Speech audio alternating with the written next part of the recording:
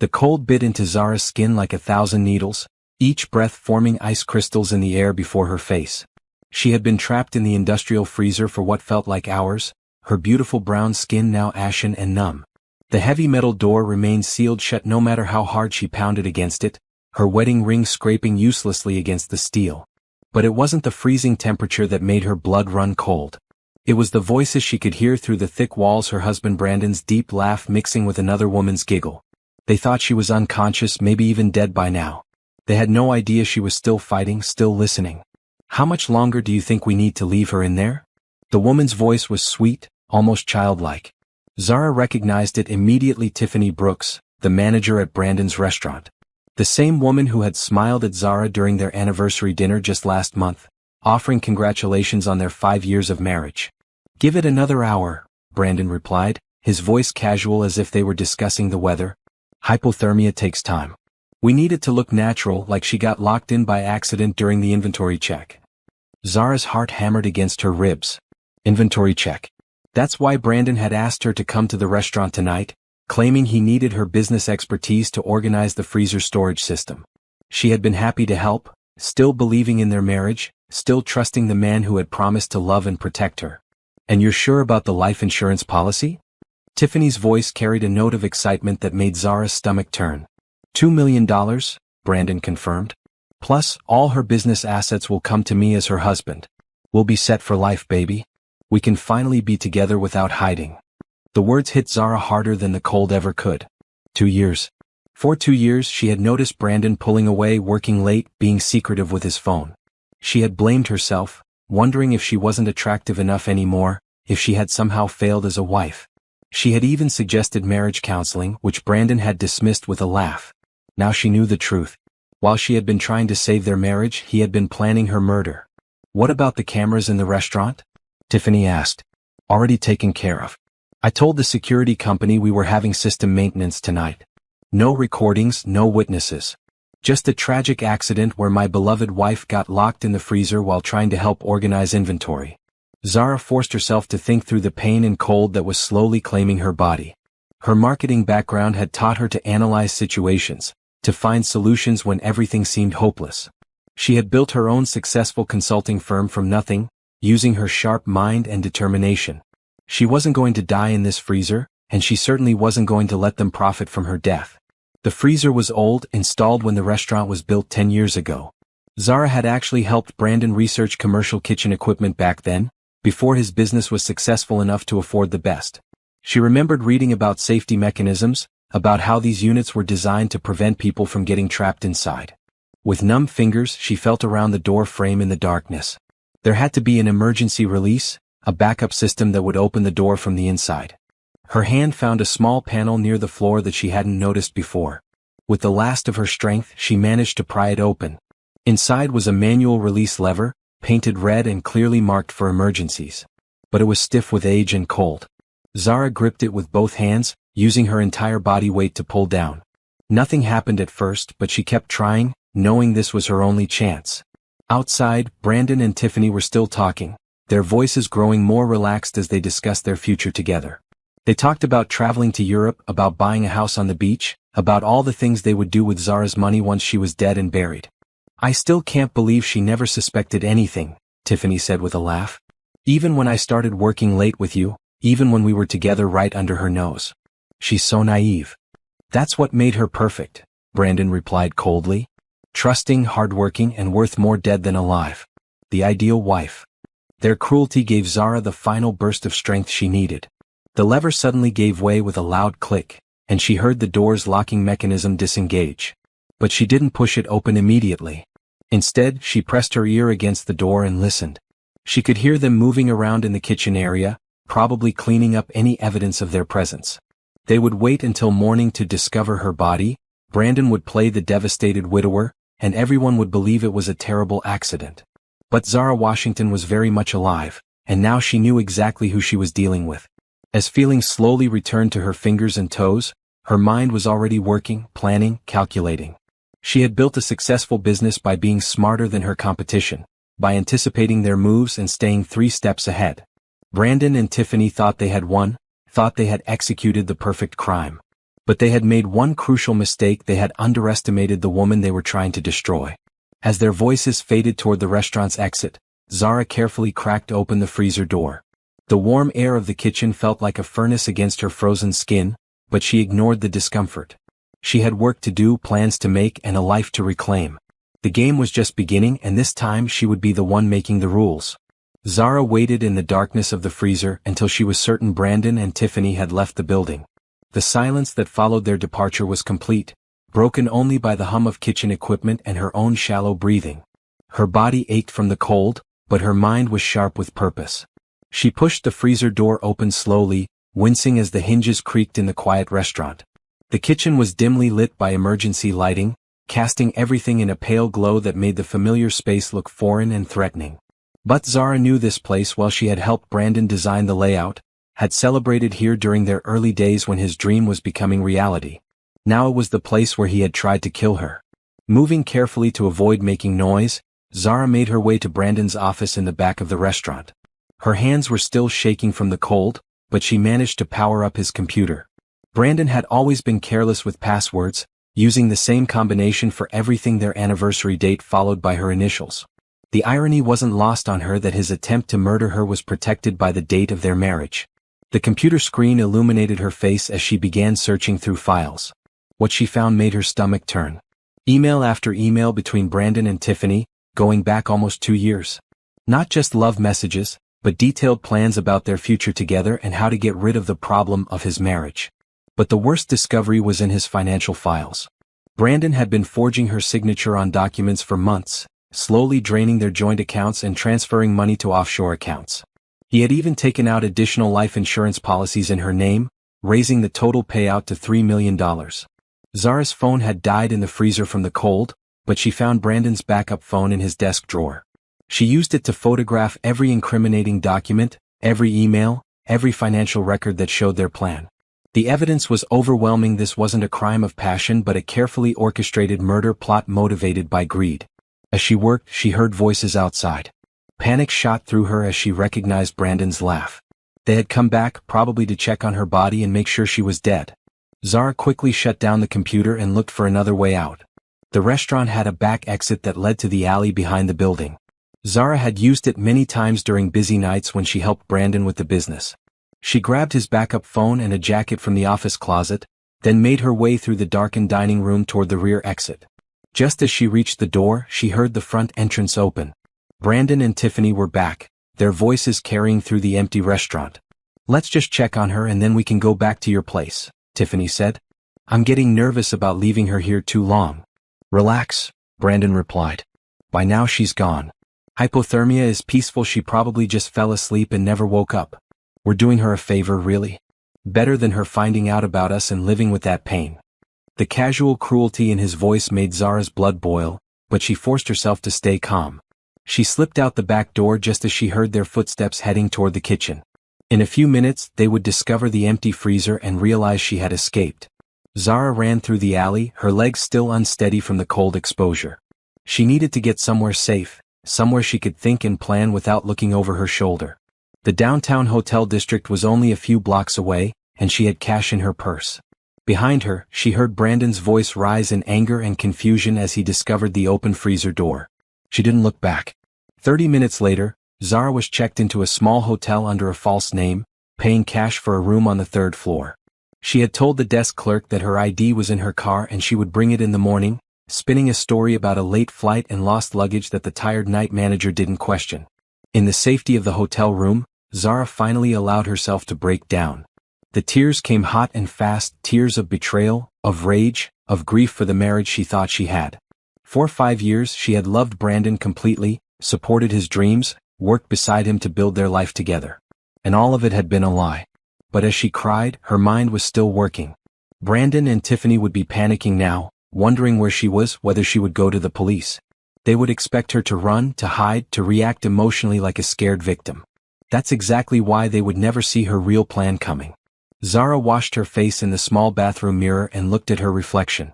Her beautiful brown skin was still pale from the cold exposure, and her eyes were red from crying. But underneath the surface, something hard and determined was taking shape.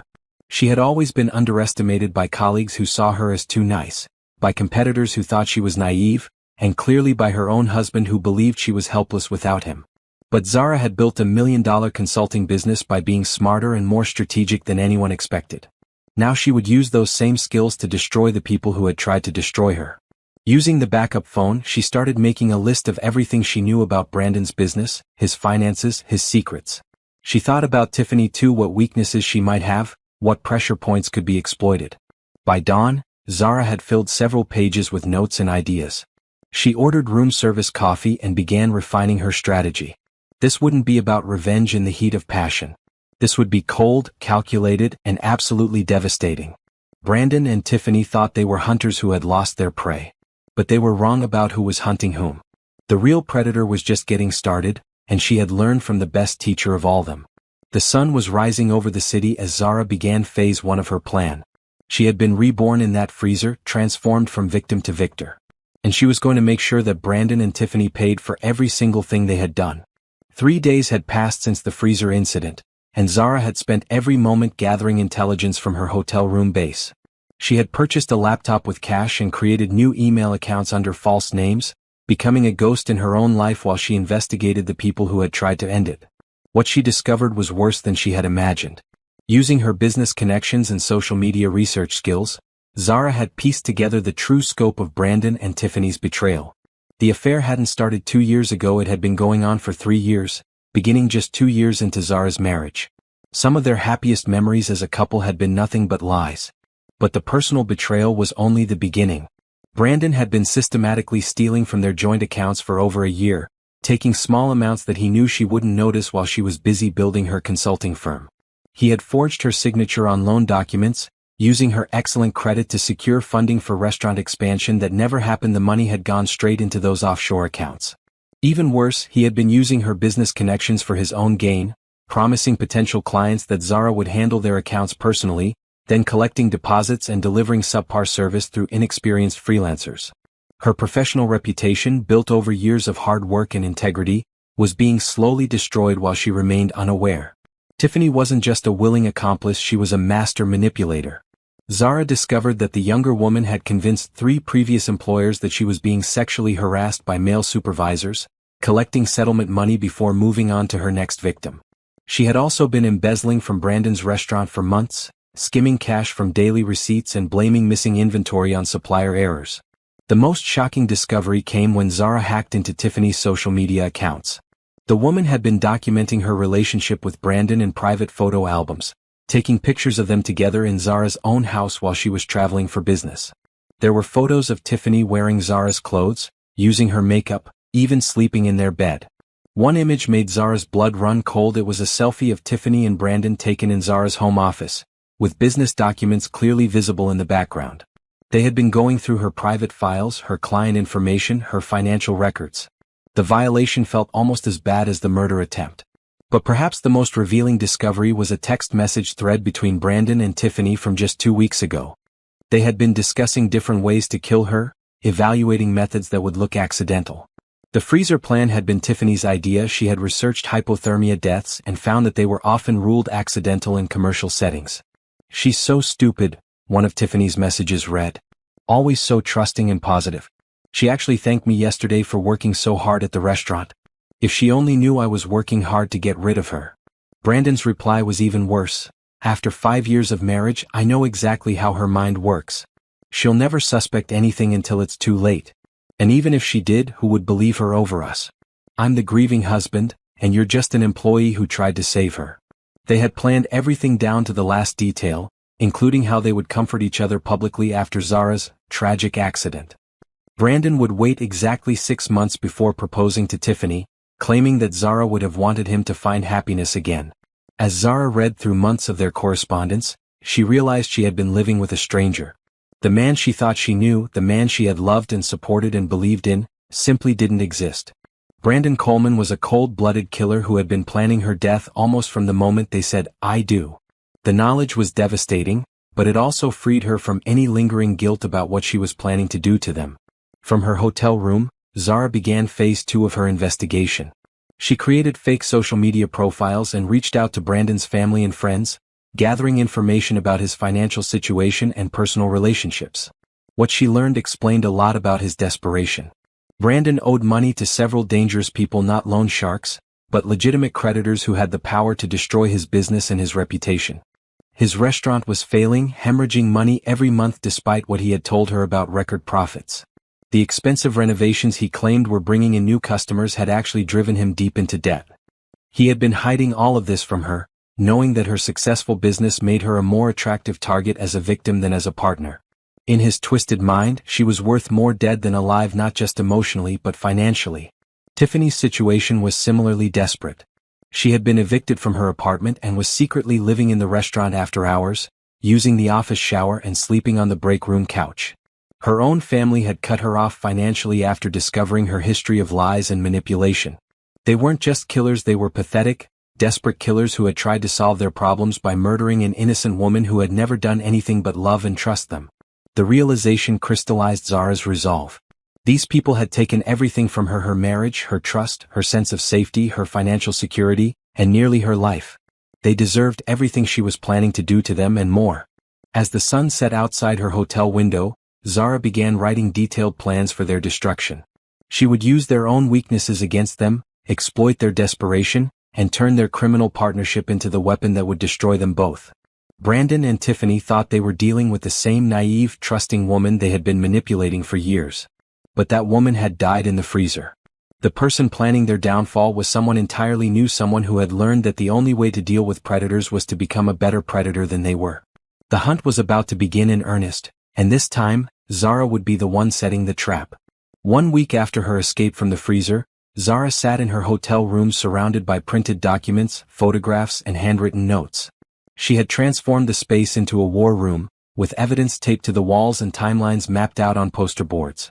Anyone walking in would think they had stumbled into a detective's investigation, which, in a way, they had. Zara had always been methodical in her business approach, breaking down complex marketing campaigns into manageable steps with clear goals and measurable outcomes. Now she was applying those same skills to a different kind of campaign, one designed to systematically destroy the two people who had tried to murder her. Her phone buzzed with a text from her assistant, Monica, asking if she was okay. Zara had told her staff that she was dealing with a family emergency and would be working remotely for a few weeks. It wasn't entirely a lie. She was dealing with the emergency of having a murderous husband, and her family life had certainly been destroyed. The first phase of her plan was information gathering, and that was nearly complete. She now knew more about Brandon and Tiffany's finances, relationships, and criminal activities than they probably knew about each other. The second phase was about creating pressure points, finding ways to make their lives difficult without revealing her involvement. Zara had identified several weaknesses she could exploit. Brandon's restaurant was already struggling financially, surviving only because he had been stealing from her accounts to cover operating costs. Without access to her money, he would be unable to pay suppliers, staff, or rent. All she had to do was cut off his funding source. Through her business connections, Zara had learned that Brandon had been lying to his suppliers about his payment schedule. He owed significant money to food distributors, equipment suppliers, and service companies. They had been patient because they believed his wife's successful business was backing his operations. Once they learned the truth about his financial situation, that patience would disappear quickly. Tiffany's weakness was even more obvious. She was an identity thief and embezzler with a pattern of criminal behavior. All Zara had to do was put the right evidence in front of the right people, and Tiffany's house of cards would collapse. But Zara wanted more than just financial pressure. She wanted these people to experience the same fear and helplessness she had felt in that freezer. She wanted them to know what it felt like to be trapped with no way out, to realize that someone else held their fate in their hands. The third phase of her plan was psychological warfare, making Brandon and Tiffany turn on each other by creating situations where they would blame each other for their mounting problems.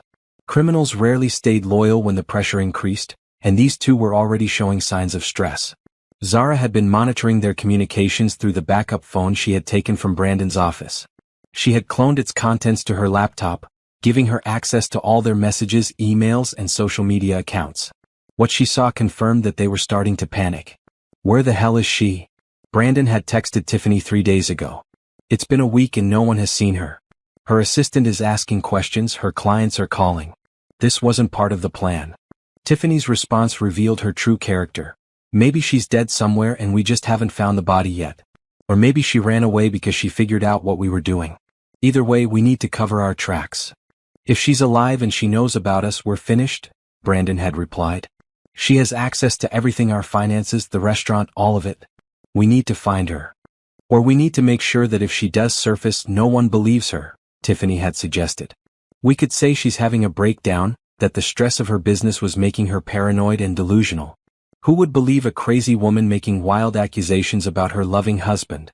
Their plan to discredit her if she surfaced had actually given Zara an idea for phase 4 of her own planned public humiliation.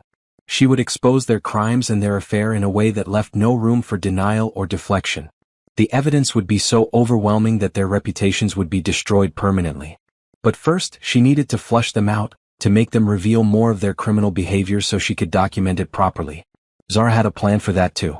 Using her laptop, she created a fake email account and sent an anonymous message to Brandon's business email address. The message was simple. I know what you did to your wife. Pay me $50,000 or I go to the police.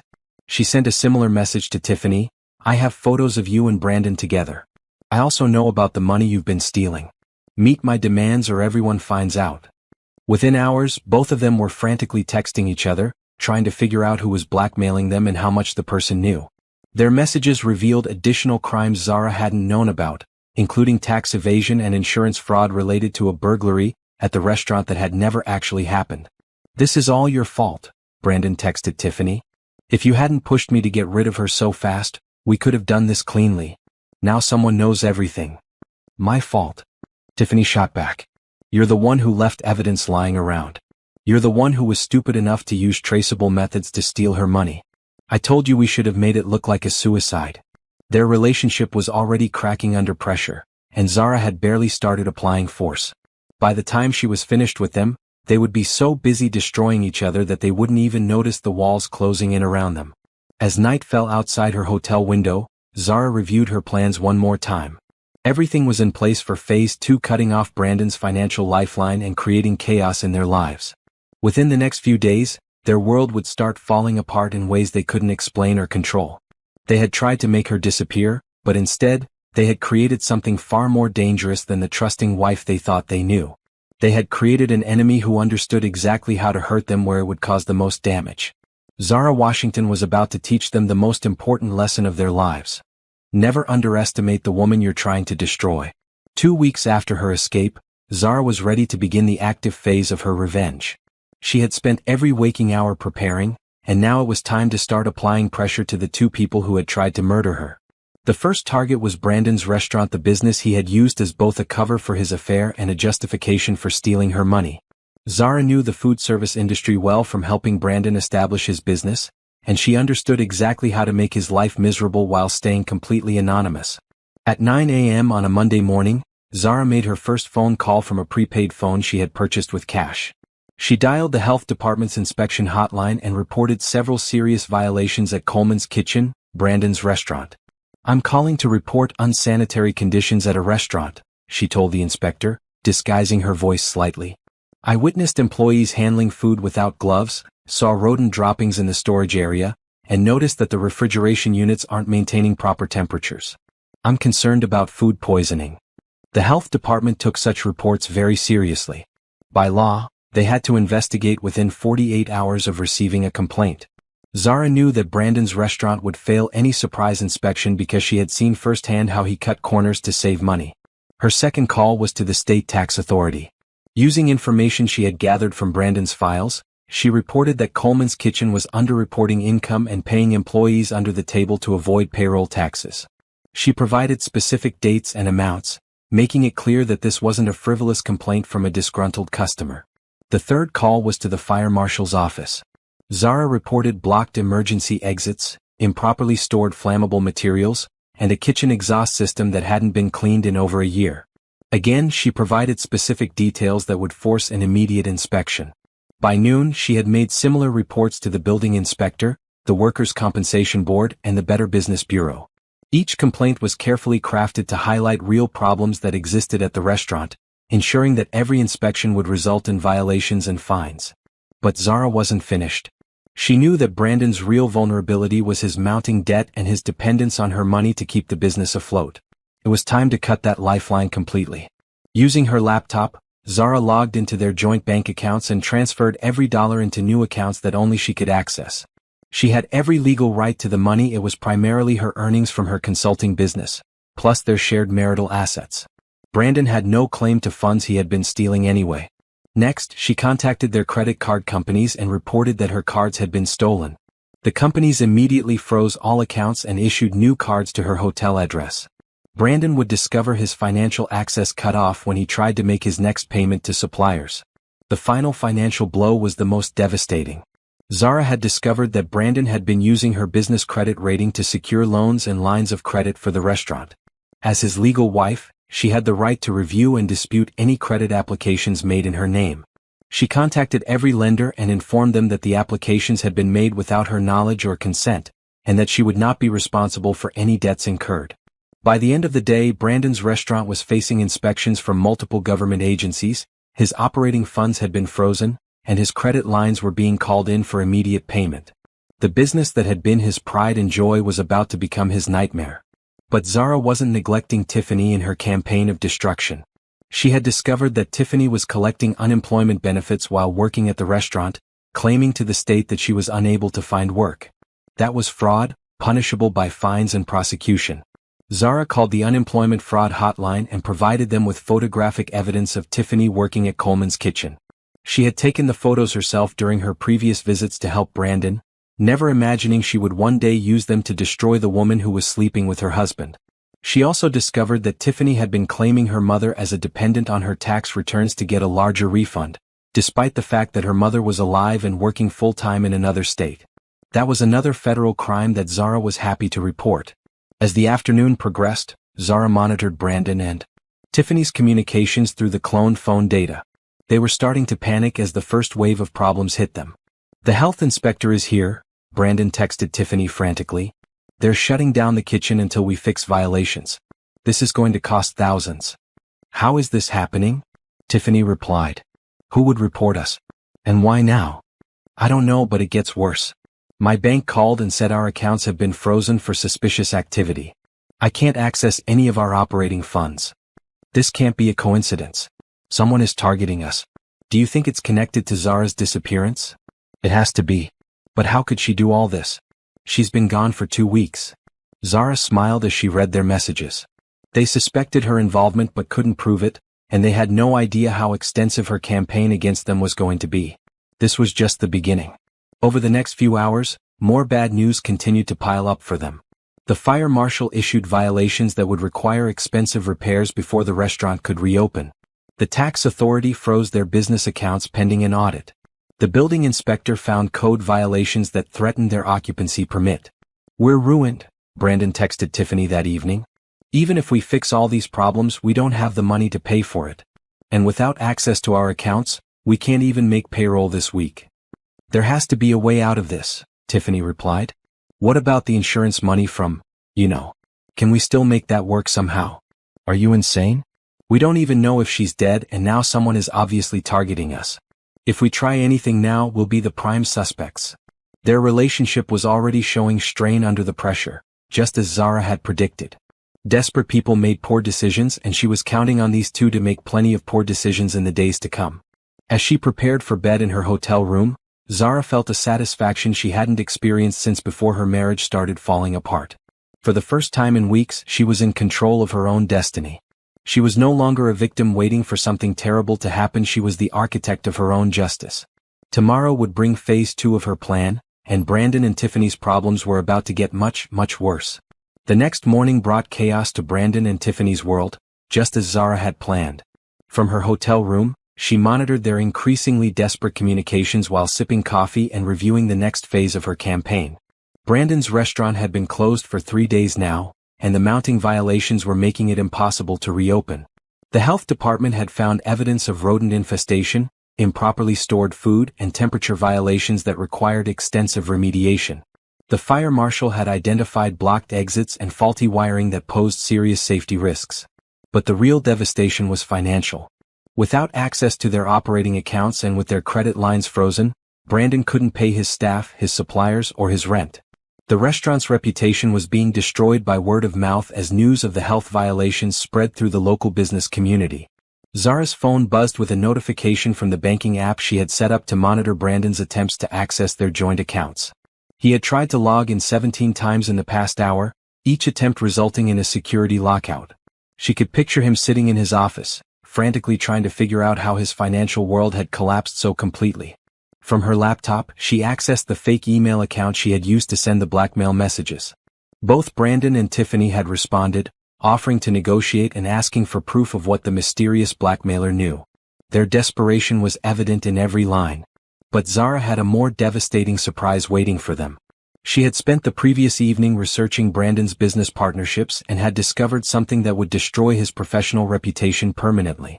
Brandon had been receiving kickbacks from suppliers in exchange for exclusive contracts with his restaurant. The arrangement was illegal and violated his agreements with several business partners who had invested in his establishment. Zara had found email evidence of these arrangements in Brandon's files, along with records of payments to offshore accounts. Using her business connections, Zara arranged for this information to reach Brandon's investors anonymously. She knew that successful businesspeople didn't tolerate being cheated, especially when their own reputations were at stake. The response was swift and merciless. By lunchtime, Brandon was receiving calls from lawyers representing his investors. They were demanding immediate repayment of their investments, plus damages for breach of contract. The amounts totaled more than $400,000 money that Brandon didn't have and couldn't access even if he did. "They're suing me," Brandon texted Tiffany in a panic. "Johnson and Associates want their money back immediately. They know about the supplier kickback somehow. They're threatening to press criminal charges if I don't pay." "How could they know about that?" Tiffany responded. "You said those arrangements were completely secret. Someone is feeding them information. Someone who has access to my private files and my email accounts. This isn't random bad luck anymore, we're being targeted by someone who knows everything about our business." Zara smiled as she read their messages. They were starting to understand the scope of what was happening to them, but they still had no idea how much worse it was going to get. Her next move targeted Tiffany directly. Through her investigation, Zara had learned that Tiffany had been claiming to be a single mother on various government assistance applications, despite having no children. She had been receiving benefits for food stamps, housing assistance, and childcare support by using fake documents and a borrowed child's social security number. The fraud was extensive and well documented in Tiffany's own files, which she had carelessly stored on the restaurant's shared computer system. Zara had accessed everything during her information gathering phase, and now it was time to put that evidence to good use. She compiled a comprehensive report showing Tiffany's fraudulent benefit claims, complete with copies of applications, bank records showing the fraudulent deposits, and photographic evidence proving that Tiffany had no children. The report went to the Department of Social Services, the District Attorney's Office, and the federal investigators who handled benefit fraud cases. Within hours, Tiffany's world began collapsing just as dramatically as Brandon's had. Her benefits were immediately suspended pending investigation, her bank accounts were frozen, and she received notice that she was under criminal investigation for multiple felony charges. "They're saying I committed fraud," Tiffany texted Brandon frantically. "Federal fraud. They're talking about prison time. How did they find out about everything? I was so careful." "Someone is destroying us systematically," Brandon replied. "This isn't about money anymore, someone wants to see us both ruined completely. They know about everything we've ever done wrong. Do you think it's her? Do you think Zara is somehow behind all this? How could she be? She's been missing for over 2 weeks. And even if she was alive, she doesn't know about most of this stuff. This feels like something bigger." Zara laughed out loud reading that last message. Brandon still underestimated her, even as his world crumbled around him. He couldn't imagine that his trusting, naive wife had the skills and knowledge to orchestrate such a comprehensive destruction of their lives. But the financial pressure was just the beginning. Zara's real masterstroke was yet to come. She had discovered that both Brandon and Tiffany had been lying to their families about their relationship and their financial situations.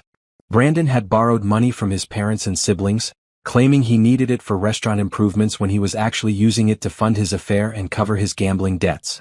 Tiffany had been stealing from her elderly grandmother, using the old woman's credit cards for personal expenses while claiming to be her caregiver.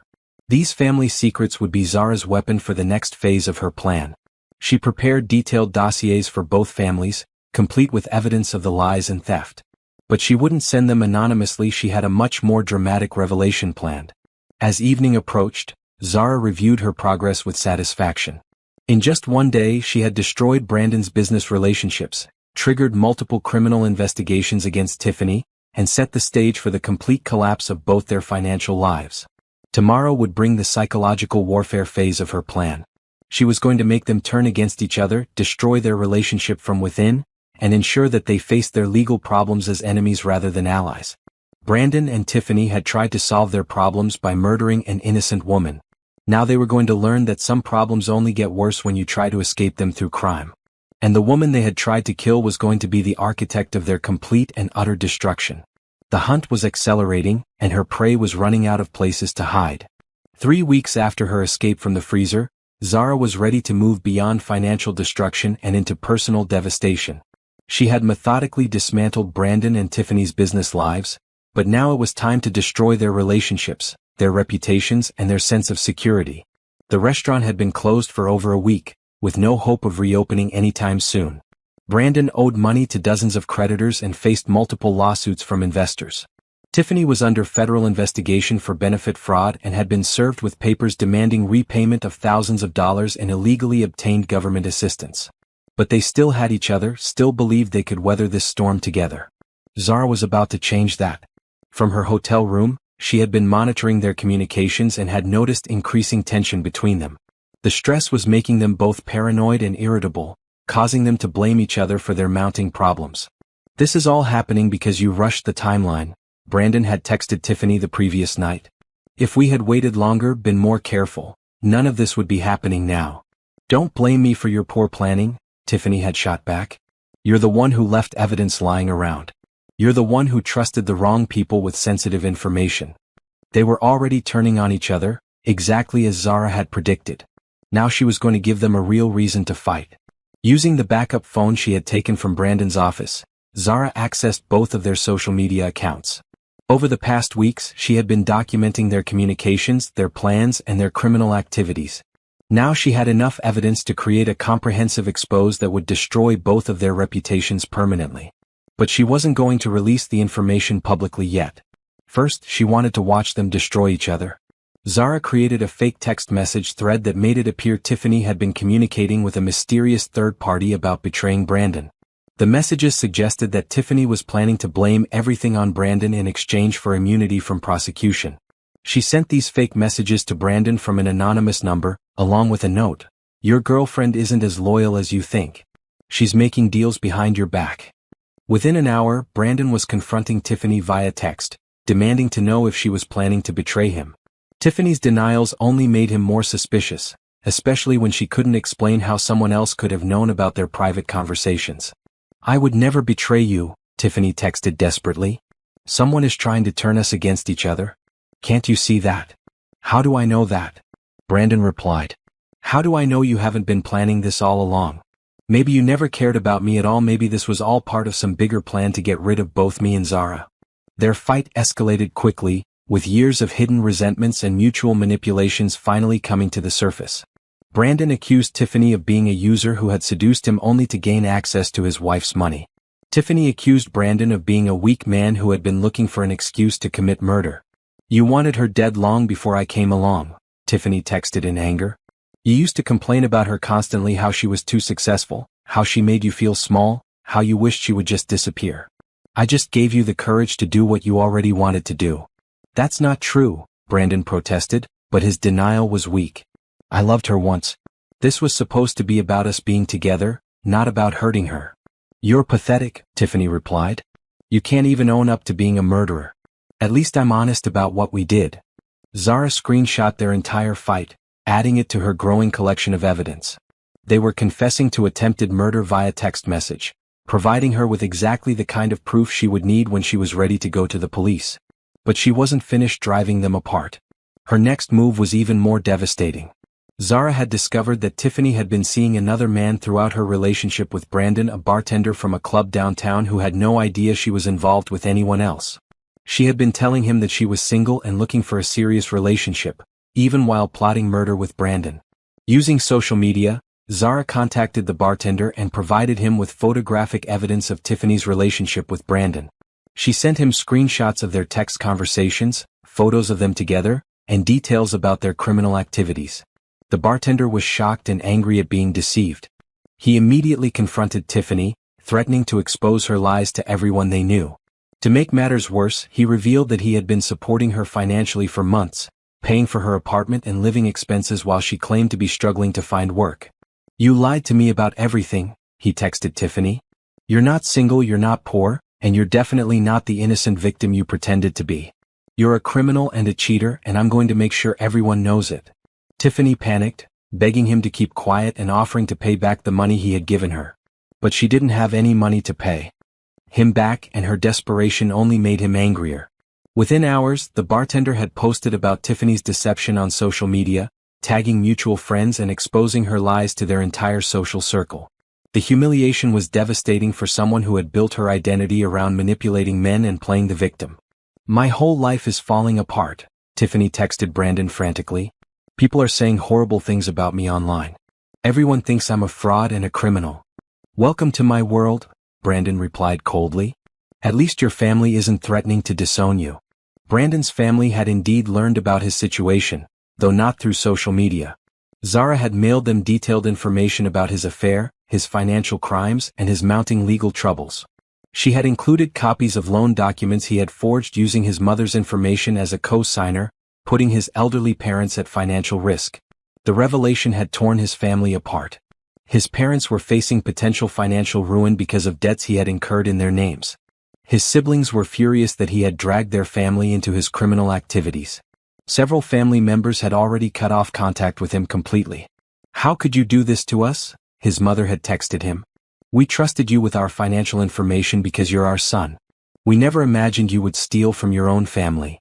Brandon's relationship with his family was destroyed, just as his relationship with Tiffany was disintegrating under the pressure of their mounting problems. The two people who had conspired to commit murder were now isolated, desperate, and turning against each other. But Zara saved the most devastating blow for last.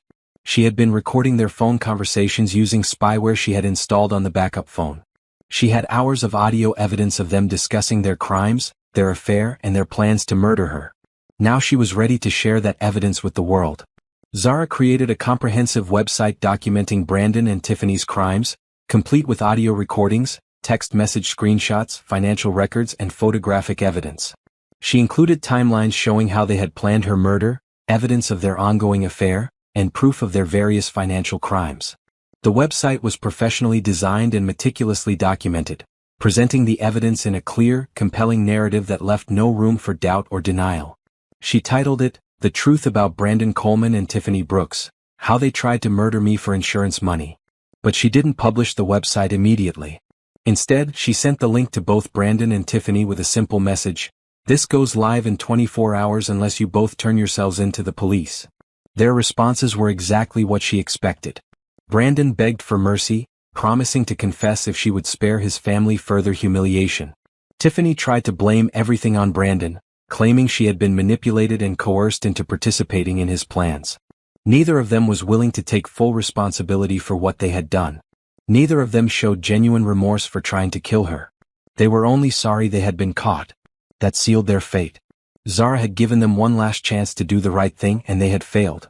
Now they would face the full consequences of their actions, and the entire world would know exactly what kind of people they really were.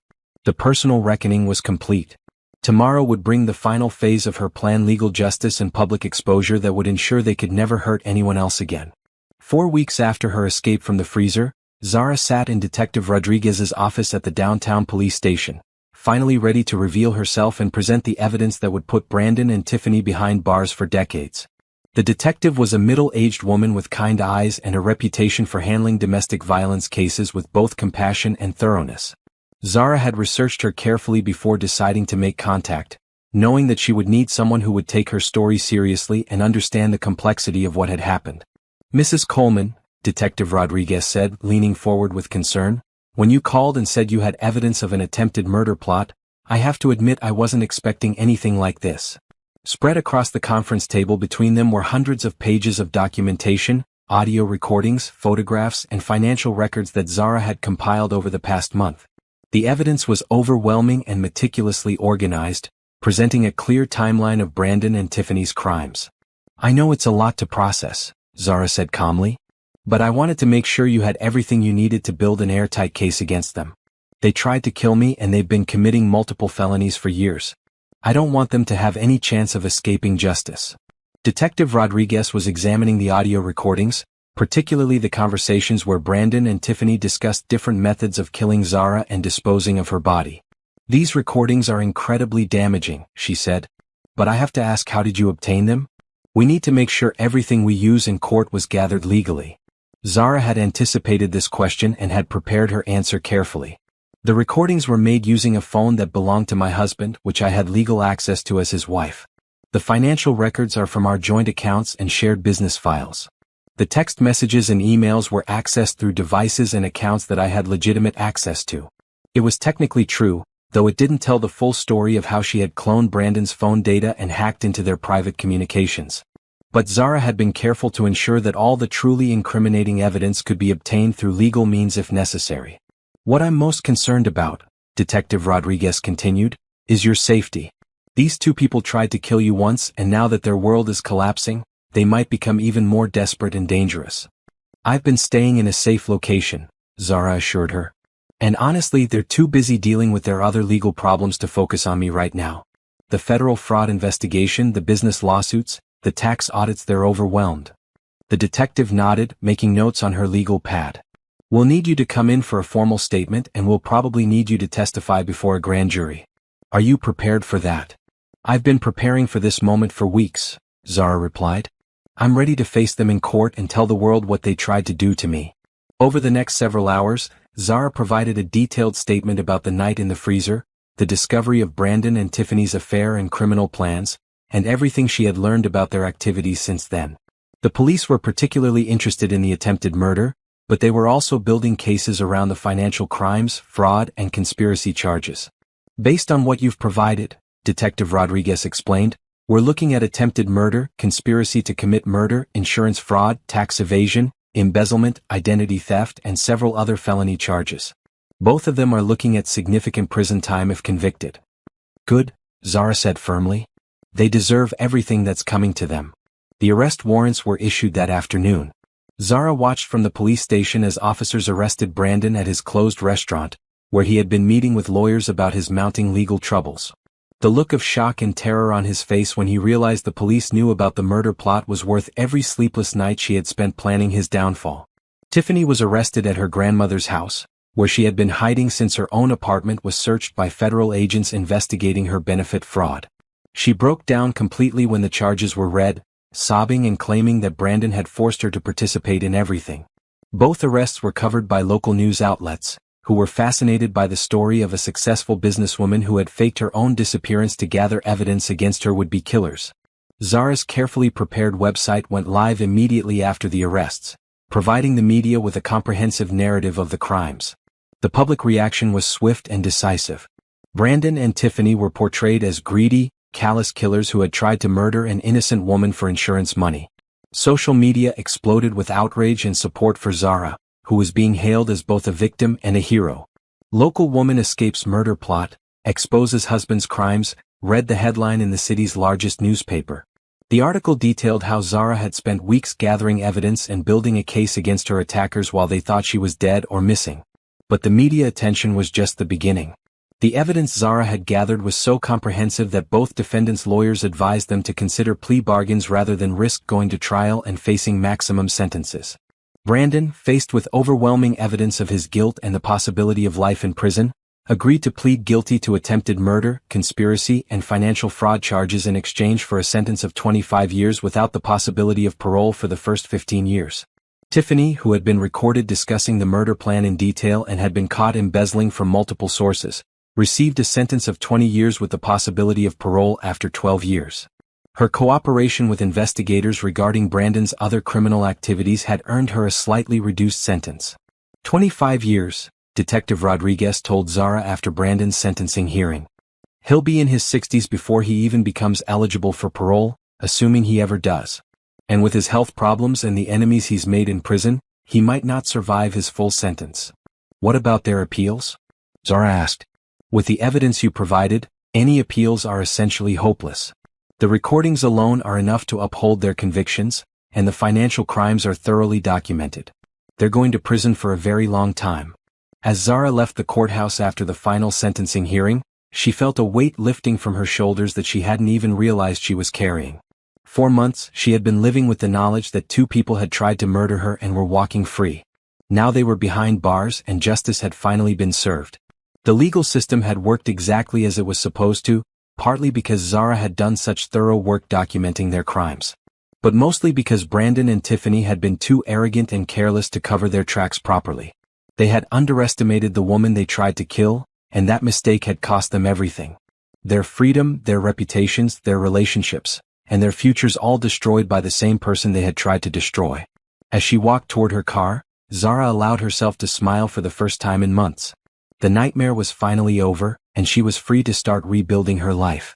But first, she had one more chapter to write in this story, a chapter about healing, growth, and finding happiness after surviving the unthinkable.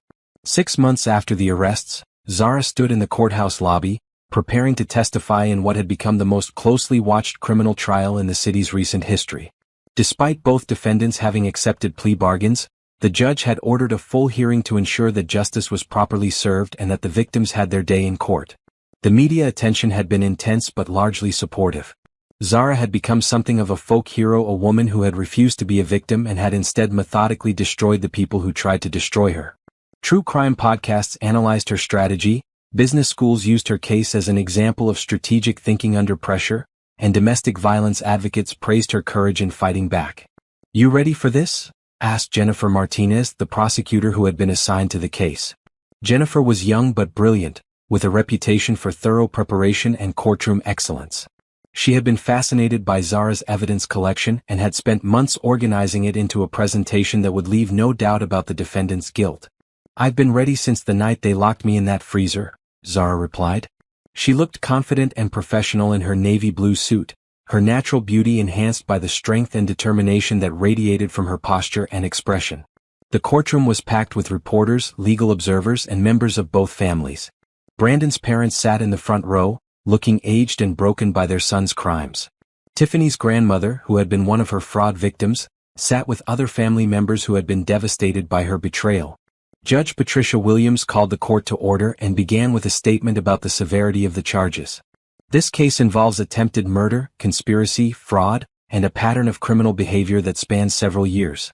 While both defendants have accepted responsibility for their actions, this court believes that the victims and the community deserve to hear the full truth about what happened." Brandon and Tiffany sat at separate defense tables, their lawyers having advised them not to communicate during the proceedings. Brandon looked haggard and defeated, having lost significant weight during his months in jail. Tiffany appeared nervous and kept glancing around the courtroom as if looking for an escape route. When Zara took the witness stand, the courtroom fell completely silent. This was the moment everyone had been waiting for, the chance to hear directly from the woman who had survived a murder plot and then systematically destroyed her would-be killers. "Mrs. Washington," Prosecutor Martinez began, using Zara's maiden name which she had legally reclaimed, "please tell the court about the evening of March 15th, when you went to your husband's restaurant." Zara's testimony was clear, detailed, and devastating. She described trusting Brandon's request for help, walking into the freezer without suspicion, and then realizing she was trapped. Her voice remained steady as she recounted overhearing Brandon and Tiffany discussing their plan to kill her for insurance money. "What went through your mind when you realized what they were planning?" the prosecutor asked. "At first I couldn't believe it," Zara replied. "This was my husband, the man I had loved and supported for 5 years. But as I listened to them talk about my death like it was a business transaction, I realized that the person I thought I married had never really existed." She described her escape from the freezer, her decision to go into hiding, and her systematic investigation of their crimes. The courtroom was riveted as she explained how she had gathered evidence, documented their communications, and ultimately exposed their entire criminal enterprise. "Why didn't you go to the police immediately after you escaped?" Martinez asked. "Because I knew they would deny everything and claim it was an accident," Zara explained. "I needed proof that this was intentional, that they had planned it, and that they were involved in other criminal activities. I wanted to make sure they couldn't talk their way out of what they had done." The defense attorneys tried to portray Zara's actions as excessive or vindictive during cross-examination, but their arguments fell flat in the face of overwhelming evidence. How could someone be criticized for thoroughly investigating an attempt on their own life? You systematically destroyed their finances, their relationships, and their reputations, Brandon's lawyer argued. Wasn't that going beyond what was necessary to protect yourself? They systematically planned to destroy my life, Zara replied calmly. They were stealing my money, ruining my business reputation, and plotting to murder me. Everything I did was legal and necessary to prevent them from hurting me or anyone else. The prosecutor presented hours of audio recordings, showing the jury exactly what kind of people they were dealing with. Brandon and Tiffany's own words condemned them, revealing not just the murder plot but their complete lack of remorse or empathy for their intended victim. "She's so stupid and trusting," Tiffany could be heard saying on one recording. "She actually thanked me for working so hard when I was working hard to get rid of her. Even if she suspected something, who would believe her?" Brandon had replied, "I'm the grieving husband. She's just a paranoid wife making wild accusations." The financial evidence was equally damning. Prosecutor Martinez showed the jury how Brandon had been systematically stealing from Zara for over a year, forging her signature on documents and using her credit rating to secure loans for his failing business. The tax evasion, insurance fraud, and other crimes painted a picture of people who viewed laws and other people's rights as obstacles to be overcome rather than respected. When it came time for victim impact statements, Zara was joined by several other people who had been harmed by Brandon and Tiffany's crimes. Brandon's elderly parents testified about how their son had forged documents using their information, putting their retirement savings at risk. Tiffany's grandmother spoke through tears about how her granddaughter had stolen her identity to claim government benefits. "I trusted her because she was family," the elderly woman said. "I never imagined that she would steal from me, lie about me, and use my personal information to commit crimes." The business partners who had been cheated by Brandon testified about how his fraud had damaged their own reputations and cost them significant money. Several employees from the restaurant described how they had lost their jobs and benefits when the business was shut down due to Brandon's criminal activities. But it was Zara's final statement that had the greatest impact on everyone in the courtroom. "Your Honor," she said, addressing Judge Williams directly, "these two people didn't just try to kill my body, they tried to kill my spirit, my trust in other people, and my belief that marriage means something sacred. They took 5 years of my life and turned it into a lie. They stole my money, damaged my business, and put my life in danger, all while pretending to care about me." She paused, looking directly at Brandon and Tiffany for the first time during the proceedings. "But they failed. They're sitting in handcuffs today and I'm standing here free, strong, and ready to build a new life. They thought they were so clever, so much smarter than the woman they were trying to destroy. It turns out they weren't even smart enough to avoid leaving evidence of every crime they committed." Judge Williams took only 30 minutes to deliberate before announcing her decision. She upheld both plea bargains but added additional conditions that would make their prison sentences even more difficult to serve. "Mr. Coleman," she said, looking at Brandon with obvious disgust, "you have shown yourself to be a person completely without honor, integrity, or basic human decency. You betrayed your wife's trust in the most fundamental way possible and then tried to profit from her death. Your sentence of 25 years is appropriate, but I am also ordering that you pay full restitution to all your victims, including the $3 million in life insurance proceeds you attempted to fraudulently obtain." She turned to Tiffany with equal contempt. "Ms. Brooks, your role in this conspiracy was equally heinous. You helped plan the murder of an innocent woman and committed numerous other crimes in the process.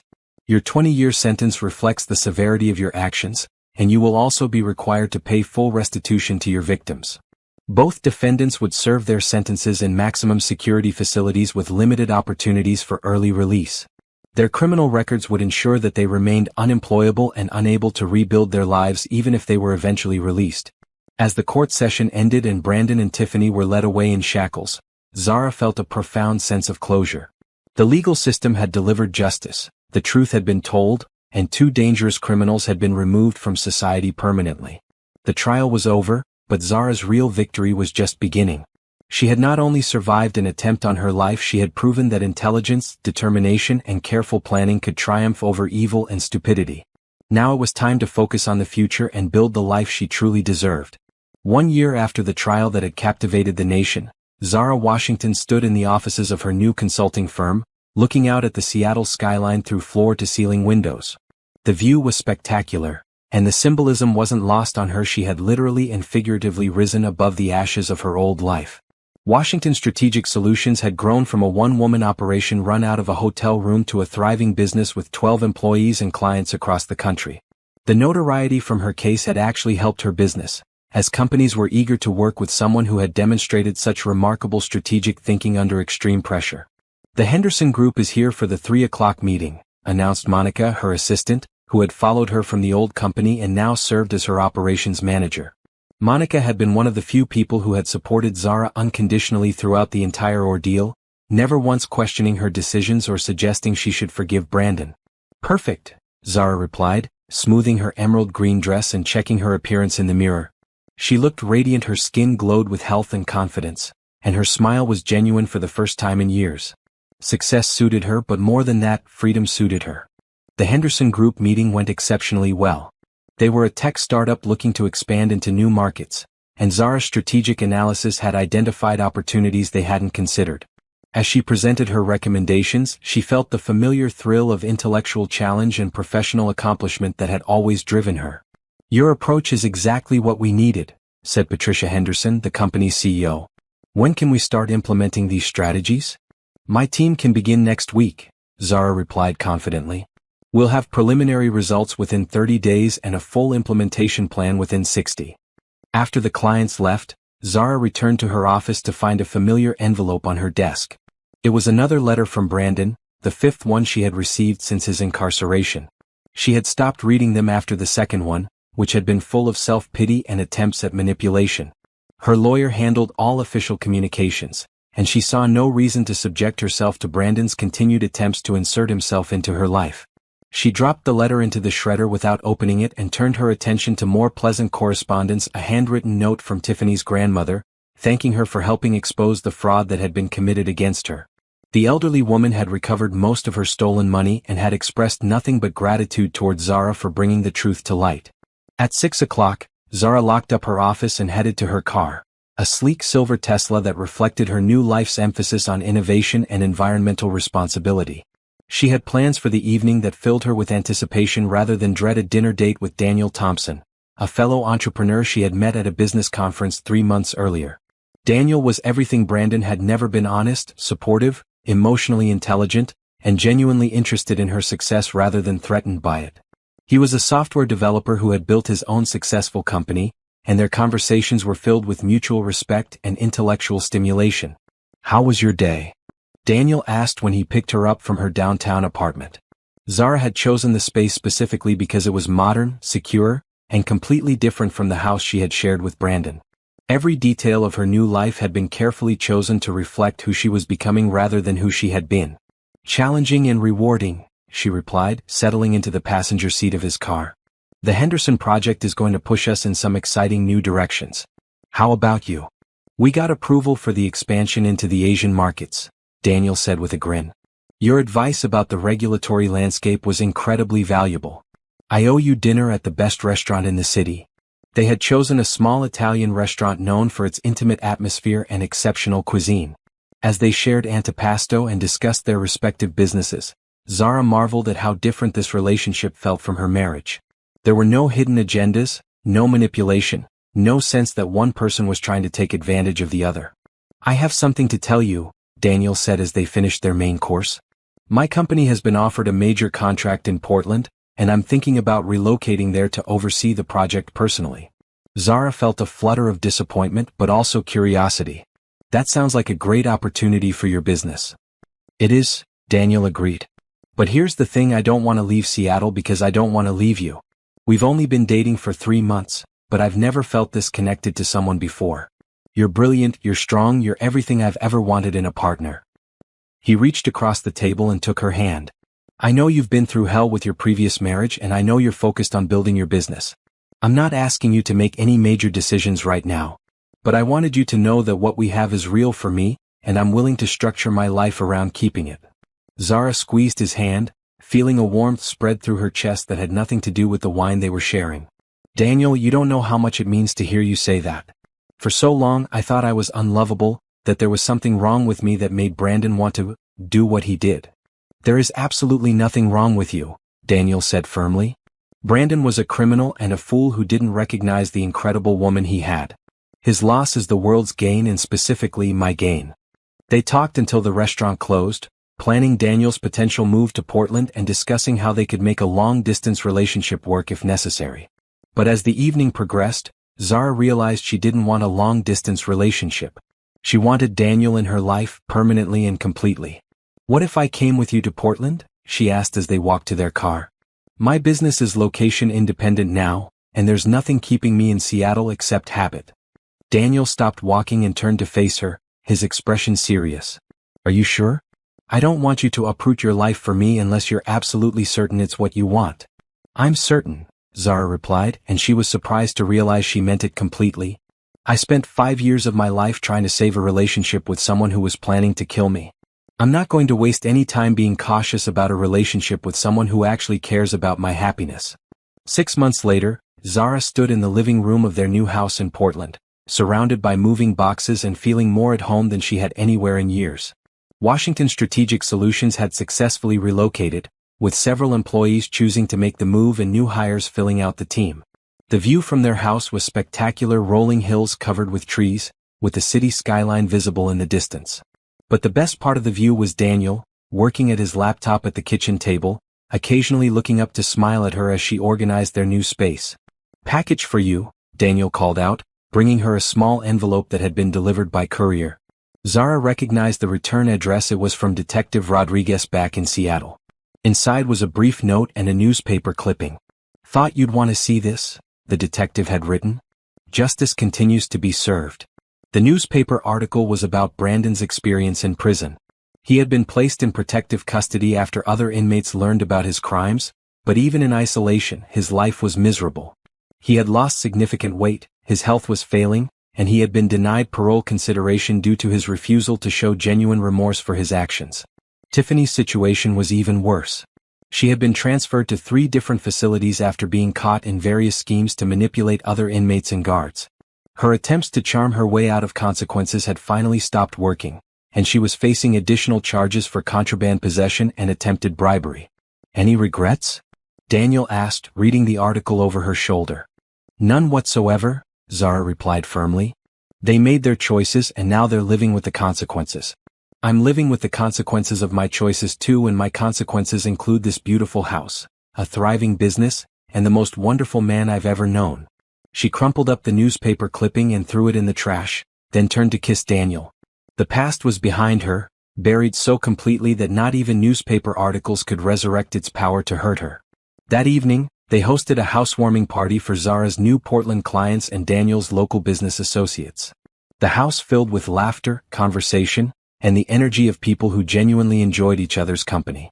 Zara moved through the crowd with confidence and grace, introducing people to each other and facilitating connections that would benefit everyone involved.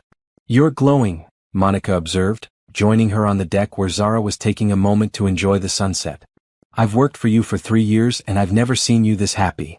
"I feel like I'm finally living my real life," Zara replied. "Everything before this, the marriage, the betrayal, even the revenge, that was all just preparation for becoming who I was supposed to be." "And who is that?" Zara smiled, watching Daniel through the window as he enthusiastically explained some technical concept to a group of fascinated listeners. "Someone who knows her own worth, who won't accept less than she deserves, and who isn't afraid to fight for the life she wants." As the party wound down and the last guests departed, Zara and Daniel cleaned up together in comfortable silence. This was what partnership was supposed to feel like: mutual support, shared responsibilities, and genuine affection that didn't require constant proof or validation. "I love you," Daniel said suddenly, looking up from loading the dishwasher. "I love you too," Zara replied without hesitation. The words felt natural and true in a way they never had with Brandon. This wasn't love based on need or fear or habit, it was love based on choice, respect, and genuine compatibility. Later that night, as they lay in bed looking out at the stars through their bedroom skylight, Zara reflected on the journey that had brought her to this moment. A year and a half ago, she had been trapped in a freezer, fighting for her life against people who were supposed to love and protect her. Now she was free, successful, and genuinely happy with someone who celebrated her strengths rather than trying to exploit her weaknesses. She had rebuilt her life completely, creating something better than what she had lost. "What are you thinking about?" Daniel asked, pulling her closer. "I'm thinking about how sometimes the worst thing that happens to you turns out to be the best thing," Zara replied. "If Brandon and Tiffany hadn't tried to kill me, I never would have discovered how strong I really am." I never would have learned that I could survive anything and come out stronger on the other side. And I never would have met the most amazing woman in the world, Daniel added. Zara smiled in the darkness. She had survived attempted murder, destroyed her enemies, rebuilt her career and found true love. She had proven that intelligence and determination could overcome any obstacle, and that sometimes the best revenge was simply living well. The girl who had trusted blindly was gone forever, replaced by a woman who trusted wisely. The wife who had accepted crumbs of affection was gone, replaced by a partner who demanded and received genuine love and respect. The victim was gone, replaced by a victor who had written her own ending to a story that others had tried to end for her. As she drifted off to sleep in Daniel's arms, Zara felt complete peace for the first time in years. The nightmare was over and the dream was just beginning. She had decided her own fate after all, and it was more beautiful than anything she could have imagined. Tomorrow would bring new challenges, new opportunities, and new adventures. But whatever came next, Zara would face it with the confidence of someone who knew exactly what she was capable of when pushed to her limits. She had been reborn in that freezer, forged by fire into something unbreakable. And now she was finally free to live the life she had always deserved.